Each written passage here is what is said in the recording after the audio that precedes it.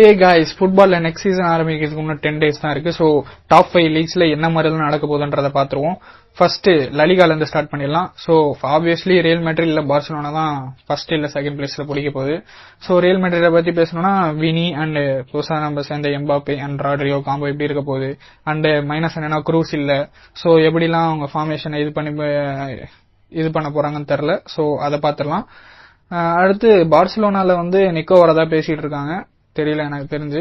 And Danny ஆல்போவும் பத்தியும் பேசிட்டு இருக்காங்க. சோ இவங்க இதுவும் எப்படி போக போகுதுன்னு தெரியல. எனக்கு தெரிஞ்சு இவங்க 2 பேர் இதுல யாரோ ஒருத்தர் தான் சாம்பியன்ஸ் ஆக போறாங்க. அண்ட் இன்ட்ரெஸ்டிங்லி எனக்கு தெரிஞ்சு அத்லெட்டிக் கிளப் தான் வந்து தேர்டா முடிக்க போகுதுன்னு தோணுது. இன்கேஸ் நிக்கோ வந்து ஸ்டே பண்ணா அத்லெட்டிக் கிளப் தேர்டா முடிக்கிறதுக்கு எனக்கு தோணுது. அண்ட் ஃபோர்த்லி போன சீசன்ல கிழக்குன ஜிரோனா தான் 4th பிளேஸ் பிடிப்பாங்கன்னு தோணுது. அண்ட் 5th பிளேஸ் வந்து அத்லெட்டிக் மேட்ரிட் முடிப்பாங்கன்னு எனக்கு தோணுது. சோ உங்களுக்கு என்ன தோணுது கீழே கமெண்ட் பண்ணிருங்க. பாய்.